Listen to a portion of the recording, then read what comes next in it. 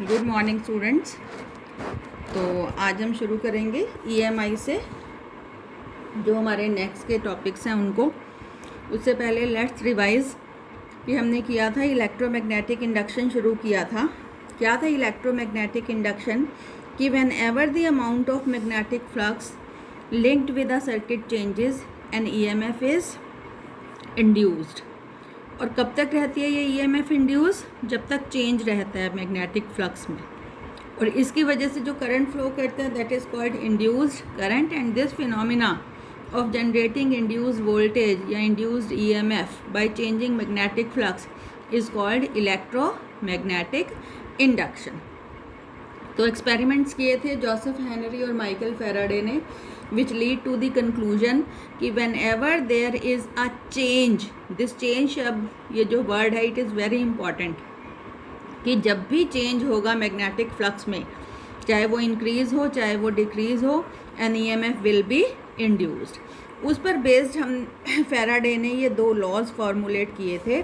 These are called Faraday's laws of electromagnetic induction. बहुत important है, exam में आते हैं।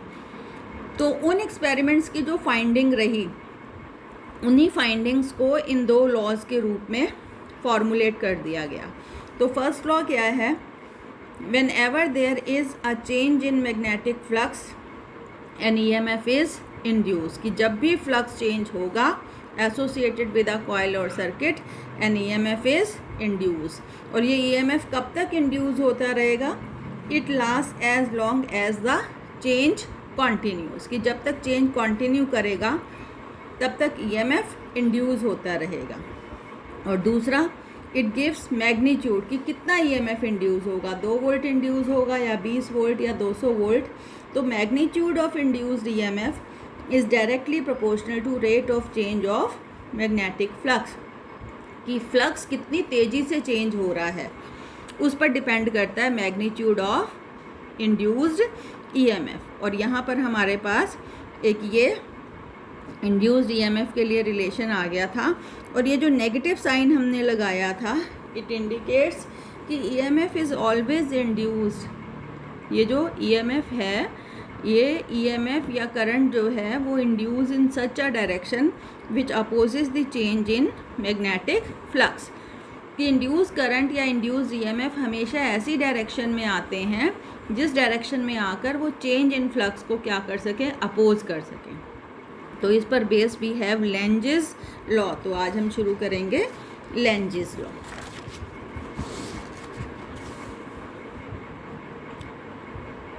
लेंजेस लॉ बहुत इम्पॉर्टेंट है। क्या करता है Lenz's law? It gives the direction of induced EMF और इंड्यूस्ड करंट। किसकी दिशा बताता है? इंड्यूस्ड ईएमएफ और इंड्यूस्ड करंट की डायरेक्शन बताता है। It gives the direction of induced EMF और induced current. According to Lenge's law, the direction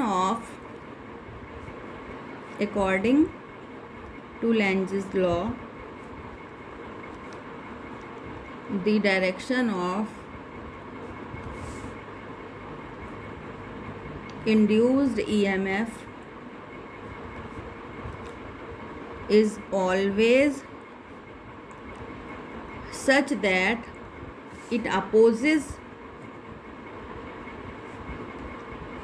the change in magnetic flux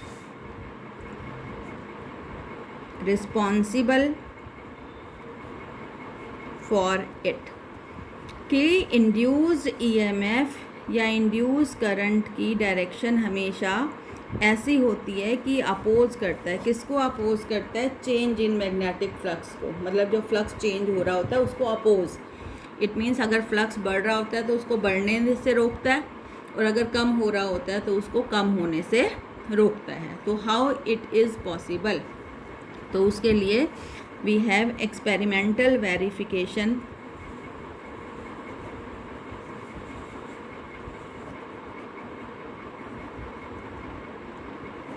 of Lenz's law.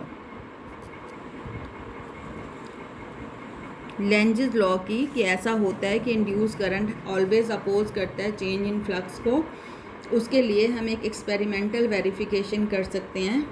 उसके लिए what we took, we take a coil of few turns connected to a sensitive galvanometer and a two-way key.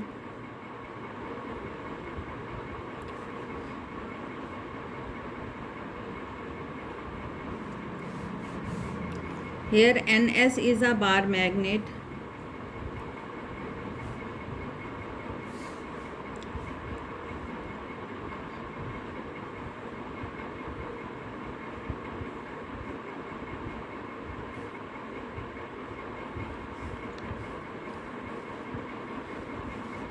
One two three, ये 3 terminals हैं की के। की क्या करता है? की का काम होता है टू स्विच ऑन और of the current in a circuit. बल्कि आप इसको पॉजिटिव ले लो और इस टर्मिनल को हम नेगेटिव ले लेते हैं। ये पॉजिटिव और ये नेगेटिव, ठीक है। अब क्या करना है हमने, फिर सुन लो। It is a coil of few turns, एक कॉइल ले ली, उसको एक सेंसिटिव गैल्वेनोमीटर से कनेक्ट कर दिया और यहाँ पर ये 2 स्विच हैं, ये 2 वे की, इसको हम बोलते हैं 2 वे की। 2 तरीके से, 2 केसेस में हम इसका इस्तेमाल कर सकते हैं। एक की लगा दी स्विच ऑन और ऑफ के लिए और यहाँ एक बार मैग्नेट ले ली है। तो सबसे पहले हम क्या करेंगे कि की का जो प्लग है वो हम लगाएंगे 2 और 3 के बीच में, ये यहाँ लगा देंगे इधर। अब सर्किट क्लोज हो गया। अब देखो यहाँ से ये करंट जा रहा है। अब करंट की डायरेक्शन होती है पॉजिटिव टू नेगेटिव। ये देखो मैं ठीक लगा रही हूँ ना, ये और फिर ऐसे करता करता यहाँ से वापस आ जाएगा। ऊपर वाले पार्ट में देखो करंट कैसे आया है, एंटी क्लॉकवाइज आया है ये। तो सपोज़ जब हमने प्लग लगाया, वी नो कि डायरेक्शन ऑफ करंट कहाँ है, पॉजिटिव से नेगेटिव। तो अपर फेस जो कॉइल का ये अपर फेस है, यहाँ पर जो डायरेक्शन है करंट की, ये एंटी क्लॉकवाइज बन रही है। और सपोज़ इस समय ये जो गैल्वेनोमीटर है आपका, याद है ना गैल्वेनोमीटर में 0 बिल्कुल बीच में होती है,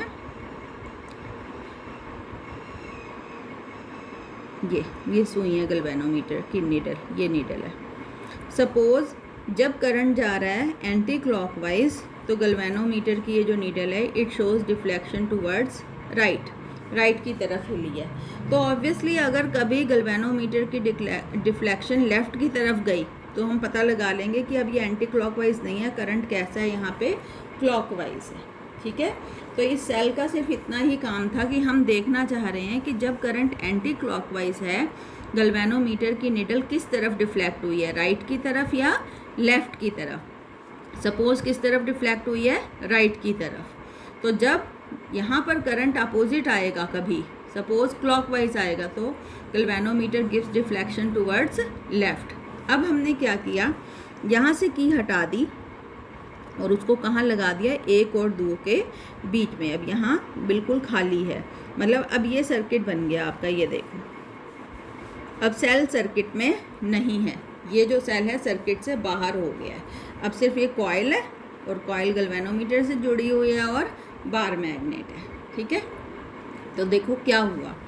अब इस बार मैग्नेट का सपोज़ ये जो नॉर्थ पोल है, माने ये नॉर्थ पोल है और ये साउथ पोल है, इस नॉर्थ पोल को हम कॉइल की तरफ लेकर आए। जब कॉइल की तरफ लेकर आए इस नॉर्थ पोल को, तो एकदम से galvanometer shows deflection towards right की तरफ हुई है डिफ्लेक्शन। मतलब यहाँ करंट किस दिशा में इंड्यूस हुआ है, एंटी क्लॉकवाइज, वो हम देख चुके हैं।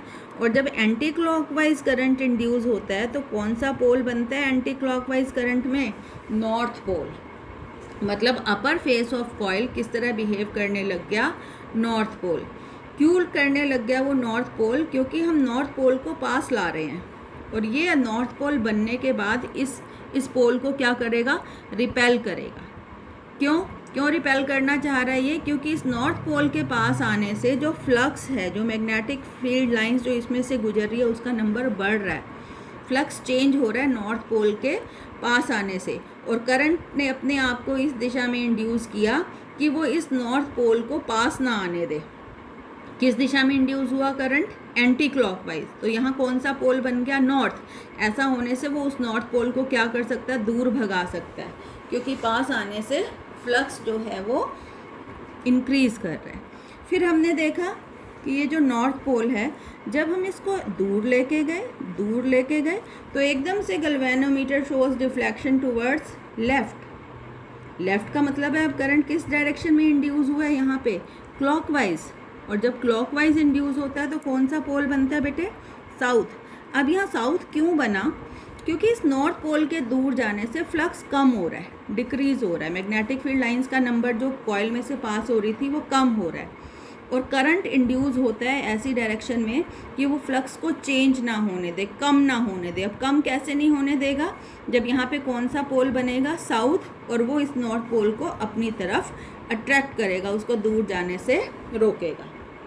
तो इन दोनों केसेस में आपने देखा कि जब मैग्नेट का नॉर्थ पोल लाते हैं तो मैग्नेटिक फ्लक्स बढ़ता है, और यहाँ पर कौन सा पोल इंड्यूस हो जाता है? नॉर्थ। और जब दूर लेके जाते हैं तो मैग्नेटिक फ्लक्स कम होने लगता है, और यहाँ पर कौन सा पोल बन जाता है? साउथ। मतलब in both the cases current is induced in such a direction कि it opposes the change in magnetic flux responsible for it.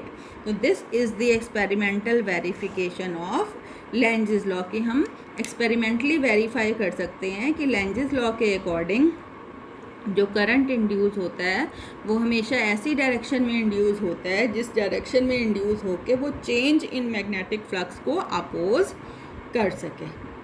Clear है? तो ये मैं पीडीएफ में थ्योरी भेज रखी है मैंने इसकी, और यहाँ पर एक्सपेरिमेंटल जो इसका एक्सप्लेनेशन थी वो इतनी है। इसको 1-2 बार बुक से भी पढ़ लेना, पीडीएफ से पढ़ लेना, आसान है और इसको करना है हमने। क्लियर है? लेंजेस लॉ अपने आप में बहुत एक इम्पॉर्टेंट टॉपिक बनता है। फिर उसके बाद आता है बेटे Fleming's right hand rule.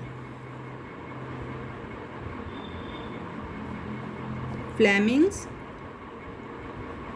Right hand rule. इससे पहले हमने चैप्टर 3 में पढ़ा था लेफ्ट हैंड रूल। ऑब्वियसली जो लेफ्ट हैंड रूल था उसमें हम किसका इस्तेमाल कर रहे थे? लेफ्ट हैंड का। ठीक है? क्या देता है फ्लेमिंग्स लेफ्ट हैंड रूल? देता है कि डायरेक्शन फोर्स की जो एक्ट करती है किसी मूविंग चार्ज के ऊपर when it moves in a magnetic field. और फ्लेमिंग्स राइट हैंड रूल क्या देता है?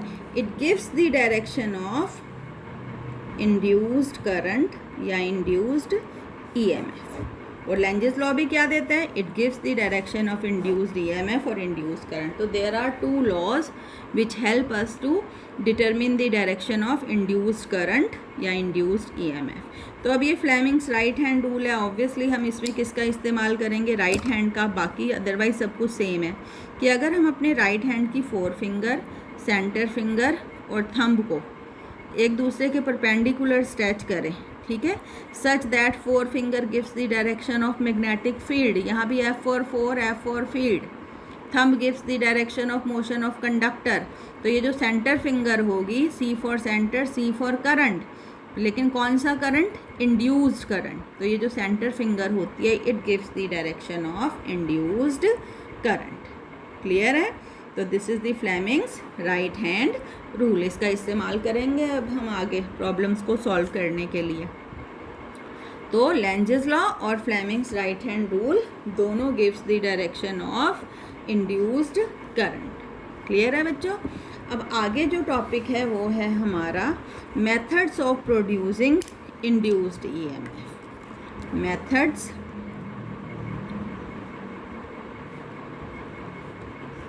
of producing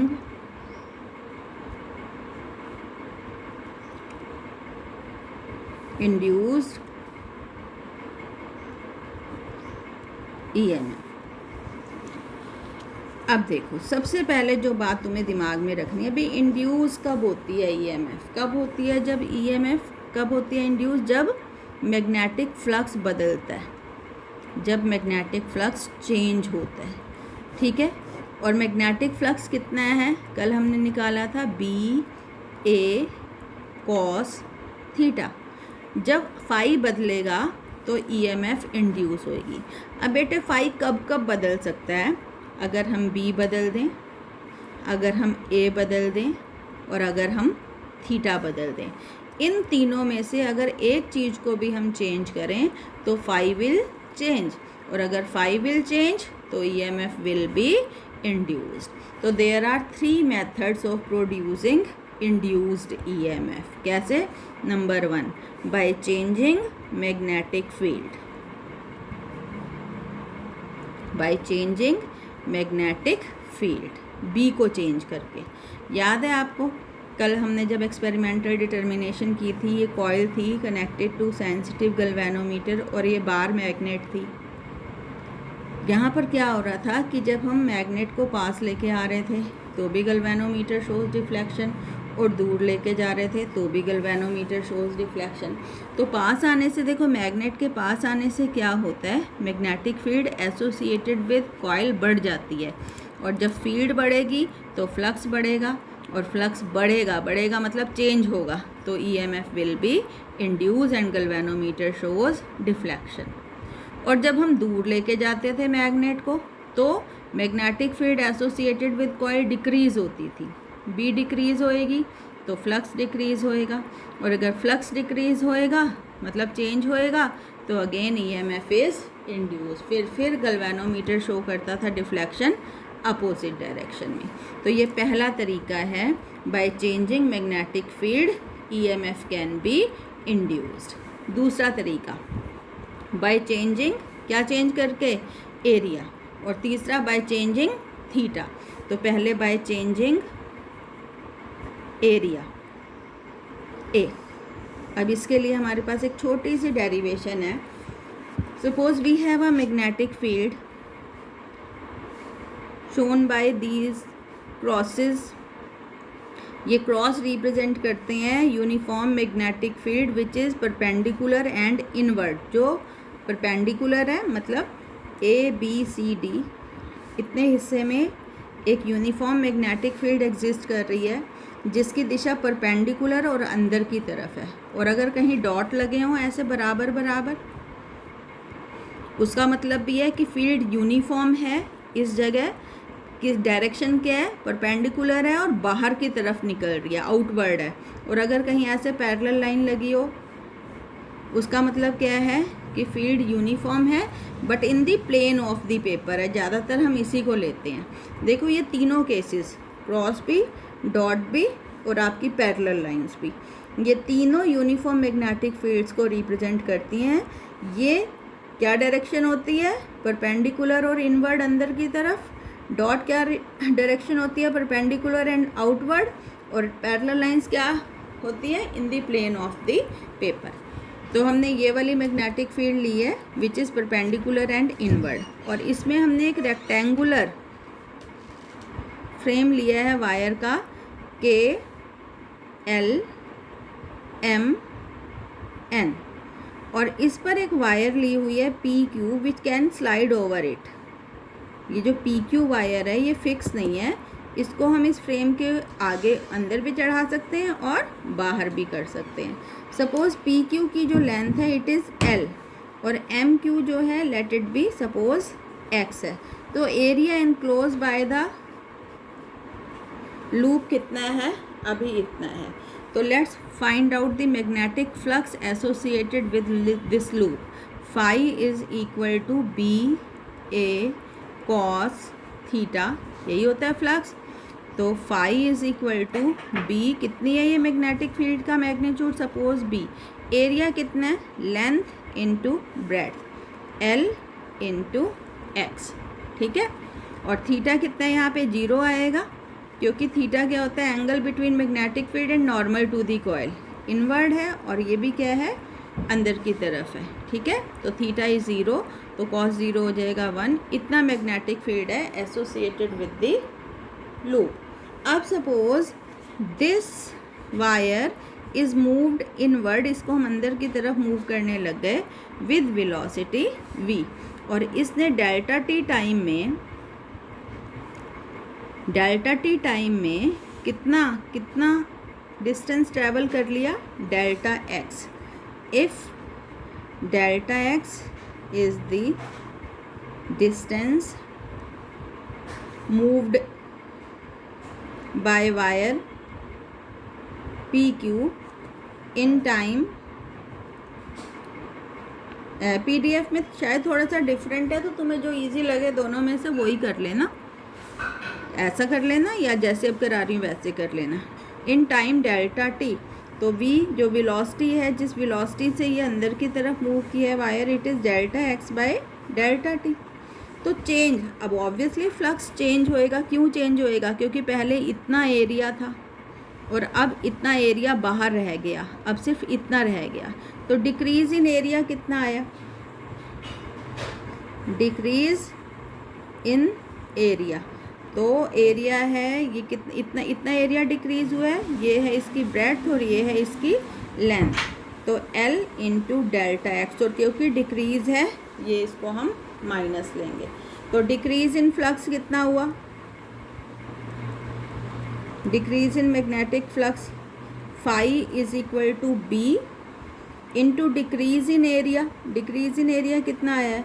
minus L delta X. ठीक है, मतलब it is minus B L delta X. ठीक, और rate of decrease, rate of decrease तो हम इसको किससे डिवाइड कर देंगे? टाइम से। जितने टाइम में ये डिक्रीज हुआ है, कितने टाइम में डिक्रीज हुआ है? Delta T.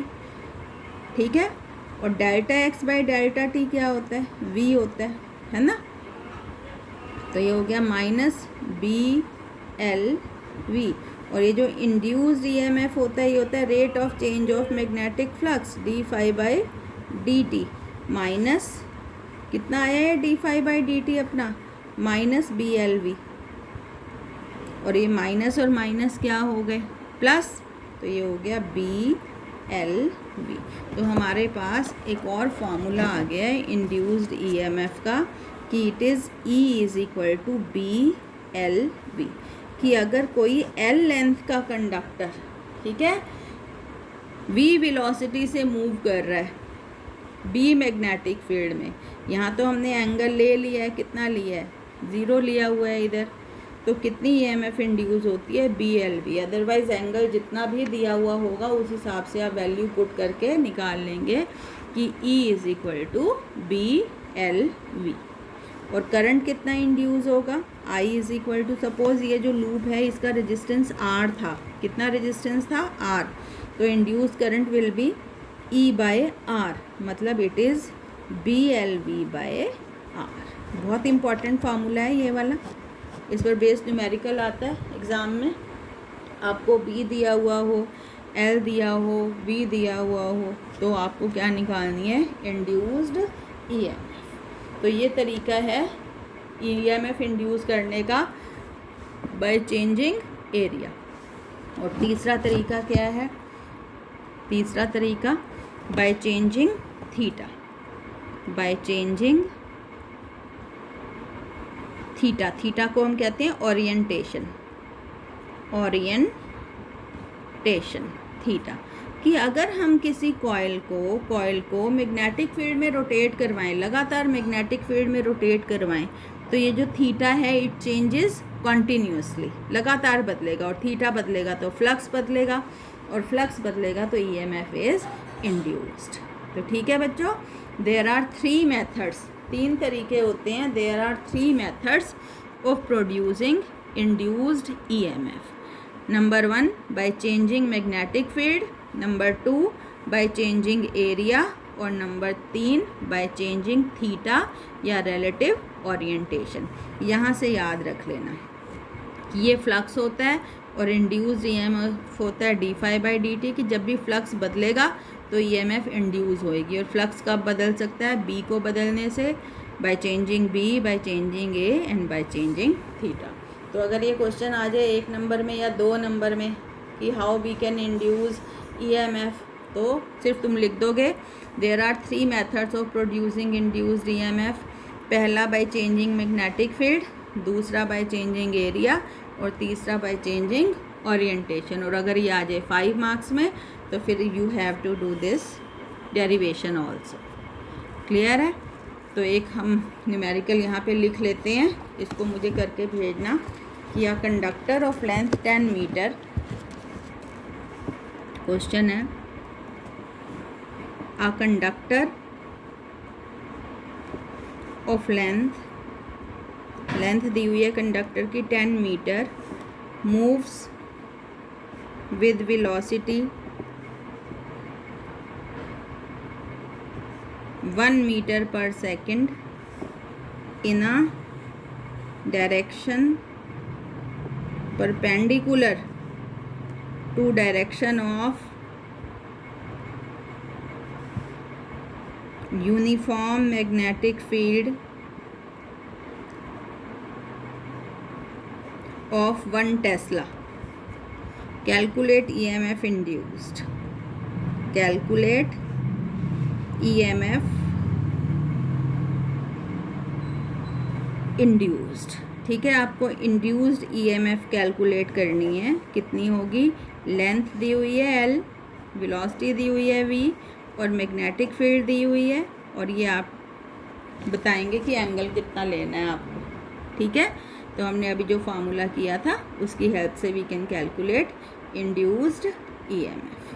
क्लियर है?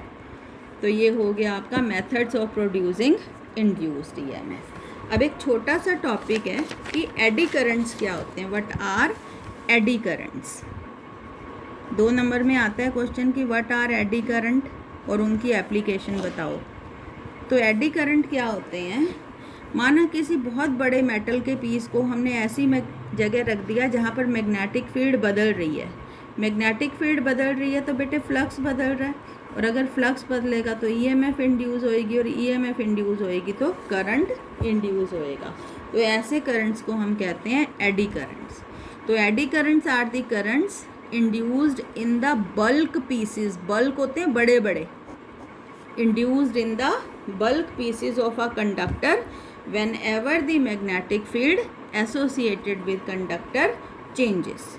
ठीक है, इनको फोकल्ट करंट भी कहते हैं because they are discovered by Foucault's. ठीक है, तो these are also called Foucault's current. और जो मैग्नीट्यूड होता है एडी करंट का that is equal to induced EMF by R, और इंड्यूस्ड ईएमएफ होती है आपकी d∅/dt बटे R. This is the magnitude of eddy current. ठीक है, तो ये तो हो गई डेफिनेशन। एप्लीकेशन भी पूछते हैं कि give 2 applications of eddy current, 2 नंबर में आ जाता है। तो कहाँ कहाँ यूज़ होते हैं एडी करंट? तो पीडीएफ से अच्छे से पढ़ लेना। वैसे देख लो, to design dead beat galvanometer. Dead beat galvanometer को बनाने में, डेड बीट मतलब जिनकी सुई एकदम से स्टॉप हो जाए, ऑसिलेट ना करे। To design dead beat galvanometer.